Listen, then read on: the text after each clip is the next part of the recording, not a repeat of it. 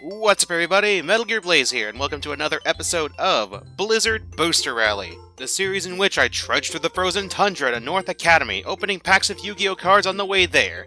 That way I can enter the premises with a deck of 40 cards and find safe passage to Duel Academy.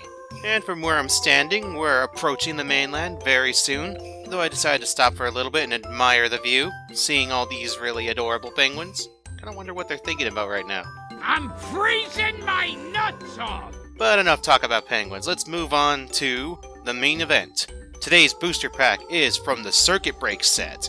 From what I remember, this pack is known for a few things, especially for its cover card, the infamous Borlo Dragon. As great as it would be to pull him, I highly doubt I'm gonna get him. But regardless, let's see what sort of firepower we can pull from this set.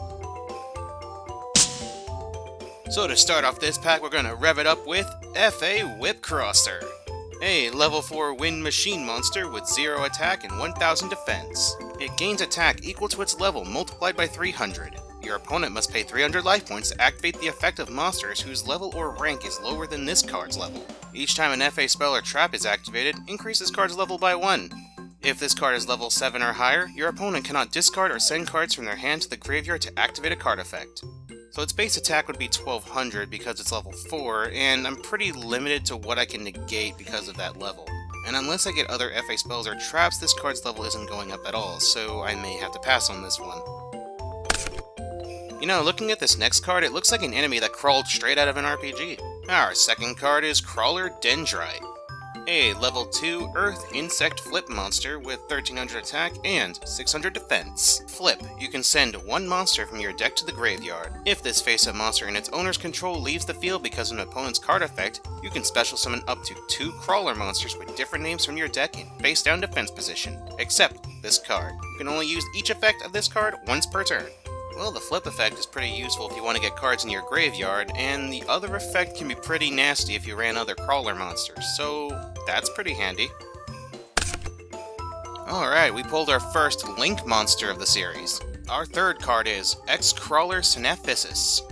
A Link 2 Earth Insect Link monster with 1800 attack points. Its requirements are simply 2 Earth monsters, and its effect is, crawler monsters this card points to cannot be destroyed by battle, gains 300 attack and defense, and can make up to 2 attacks on monsters each battle phase. While its owner controls it, you can target 2 crawler monsters with different names in your graveyard and special summon them in face-down defense position.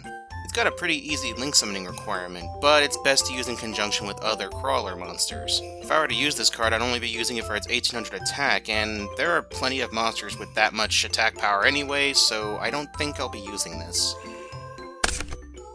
I got a feeling that this next card's gonna leave a blasting impression. Our fourth card is the SelfDestruct Ant. A level 3 Earth Insect Flip monster with 1500 attack and 1000 defense. Its flip effect is, each player takes 1000 damage. If this card is destroyed by battle or by card effect and sent to the graveyard, inflict 1000 points of damage to your opponent. You can only use each effect of SelfDestruct Ant once per turn.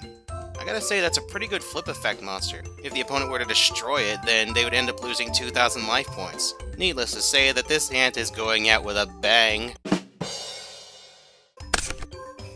Ever have one of those awkward moments where you just have some amazing news you want to tell your friends, but then when you enter the room you see them fighting?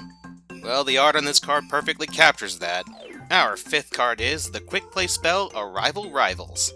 During the battle phase, immediately after this card resolves, normal summon one monster. You can only activate 1 Arrival Rivals per turn. I'd have to say this is a really useful spell card if you wanted to summon more than one monster a turn but didn't have a means of special summoning. I may consider putting this card in my deck. Behold as I demonstrate my elite hacking skills with the continuous trap Personal Spoofing. Once per turn, you can shuffle one other Altergeist card from your hand or face up on the field into the main deck. Add 1 Altergeist monster from your deck to your hand.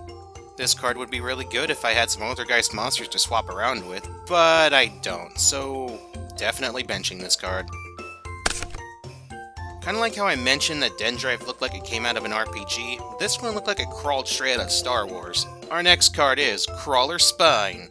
A level 2 Earth Insect Flip monster with 300 attack, but a whopping 2100 defense. Its flip effect is, you can target one monster on the field and destroy that monster. As for the rest of the effect, it's the same as Crawler Dendrite.